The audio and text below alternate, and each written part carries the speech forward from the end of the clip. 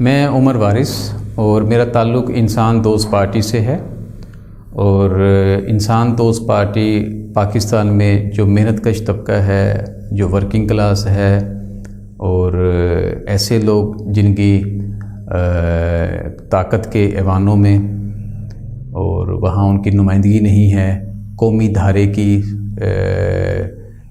انتظامیہ میں، قومی دھارے کی پارلیمان میں، قومی دھارے کی سیاست میں، معاشرت میں جن کی کوئی پہچان نہیں ہے، ان کی نمائندگی کے لیے، ان کو نمائندہ بنانے کے لیے ایک جد و جہد کا ایک خواب ہے، ایک حقیقت ہے، اور زمینی حقائق کے مطابق ہم سماجی شعور کو عام کرنے کے لیے دن رات کوشاں ہیں۔ آج ہمارا چونکہ تعلق ایک ایسے پاکستانی معاشرے کے ساتھ ہے جہاں بدقسمتی کے ساتھ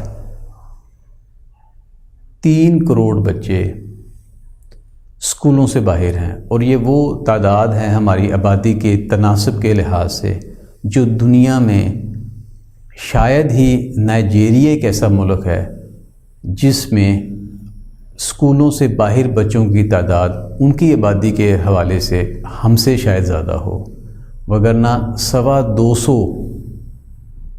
کرۂ ارض پر جو ممالک ہیں، قومیں ہیں، ان میں سب سے زیادہ اس پس منظر میں، تعلیم کے انحطاط میں، شرح خواندگی کی گرتی ہوئی حالت زار میں ہم سر فہرست ہیں۔ اب ایسا کیوں ہے؟ ہمارا جو پاکستان کا 1973 کا آئین ہے، اس آئین کا شق نمبر 25 الف یہ کہتی ہے کہ 5 سال سے 16 سال تک کے تمام بچوں کا ریاست ذمہ دار ہے انہیں مفت اور معیاری تعلیم فراہم کرنے کے لیے۔ اسی طرح اقوام متحدہ کا جو عالمی منشور ہے برائے حقوق انسانی، اس میں شق نمبر 26 یہ کہتی ہے کہ علم حاصل کرنا، ہنر حاصل کرنا ہر انسان کا بنیادی حق ہے۔ لیکن ہمارے ہاں یہاں کیا ہو رہا ہے؟ قومی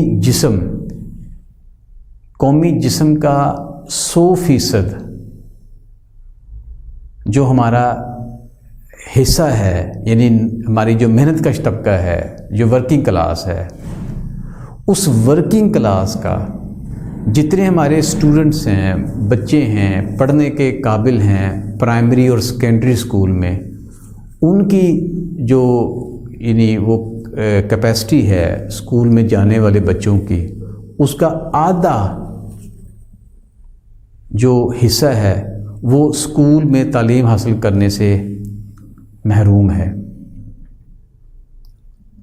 یہاں سوال یہ جنم لیتا ہے کہ کیا ان 3 کروڑ بچوں کی طرح ایک بھی ہماری جو اشرافیہ کی کلاس ہے، ہمارا جو اعلیٰ طبقہ ہے، جاگیردار ہے، سرمایہ دار ہے، ہمارے جو ریاست کے ادارے ہیں، ان اداروں کے جو بڑے عہدے دار ہیں، کیا ان کے کوئی بھی بچہ ایک ایسا ہے جس کے لیے تعلیم کی بنیادی جو وہ ہے جو تعلیم کی بنیادی وہ جو ضرورت ہے وہ پوری نہیں ہو رہی، یا ان کو اس حق سے محروم رکھا جا رہا ہے؟ کیا ایسا ممکن ہے؟ ایسا ممکن نہیں ہے۔ تو پھر یہ وہ جو طبقہ ہے، جو طبقہ ریاست پاکستان کو اپنی روزانہ کی ماہانہ کی کمائی کا آدھے سے زیادہ حصہ ٹیکس کی شکل میں ادا کر دیتا ہے، آخر ان کے بچوں کے ساتھ ایسا کیوں ہو رہا ہے؟ اور جو بچے تھوڑا سا کسی بھی شکل میں آگے نکل جاتے ہیں، میٹرک یا کچھ نہ کچھ حاصل کر لیتے ہیں، وہ جاب سے، وہ نوکریوں سے محروم ہیں۔ اور جو تھوڑا سا جس کے والدین، کس کے پاس کوئی چھوٹا موٹا کوئی سرمایہ ہے، کوئی گھر ہے، کوئی کھیت ہے، کوئی کچھ چیز دکان ہے، وہ بیچ کر اپنے بچوں کو باہر بھجوانے کی کوشش کرتے ہیں، کیونکہ یہاں ان کے لیے جابس کا بندوبست نہیں ہے۔ تو ایسا کیوں ہے؟ جبکہ ہمارا جو 1973 کا جو آئین ہے اس میں تو بڑی وضاحت کے ساتھ لکھا ہوا ہے کہ ان بچوں کو تعلیم بھی دینی ہے، ہنر بھی دینا ہے، اور ان کو اس قابل کرنا ہے کہ یہ اپنے سماج میں ایک ذمہ دار شہری کی حیثیت سے اپنی زندگی گزار سکیں۔ لیکن یہاں یہ بڑا سمجھ جانے والی بات ہے کہ آئین میں لکھا جانے کے باوجود اس پر عمل درآمد کیوں نہیں ہو رہا؟ یہ ایک سوال ہے۔ اس پر اس لیے عمل درآمد نہیں ہو رہا، پہلی بات یہ ہے کہ خالی لکھنے سے کیا ان لوگوں کو، محنت کش ہم جیسے دوستوں کو، ہم جیسے جو لوگ ہیں، ان کو ان کے حقوق مل جائیں گے؟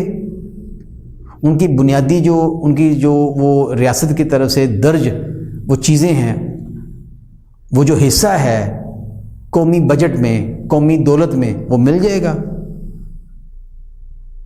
اگر وہ نہیں مل رہا تو کیوں نہیں مل رہا؟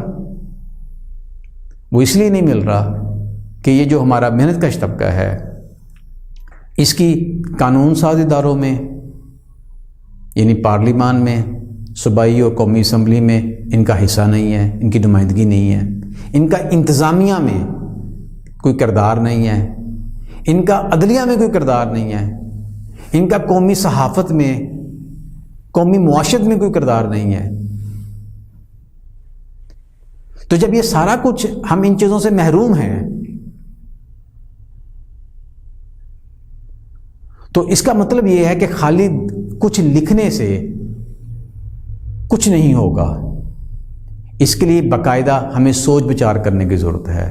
ہمیں اپنی نمائندگی بڑھانی پڑے گی۔ کہاں پر؟ جہاں پر ان تمام چیزوں کے فیصلے کیے جاتے ہیں۔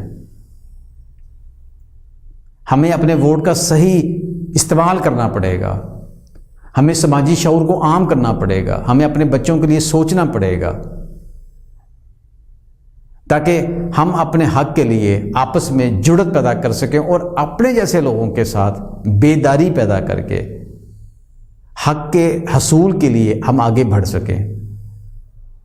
اور اس کے لیے ہم جو ہماری صرف 77 سالوں سے قابض اشرافیہ ہے، ہم ان کے رحم و کرم پر نہ رہیں۔ ہم خود آپس میں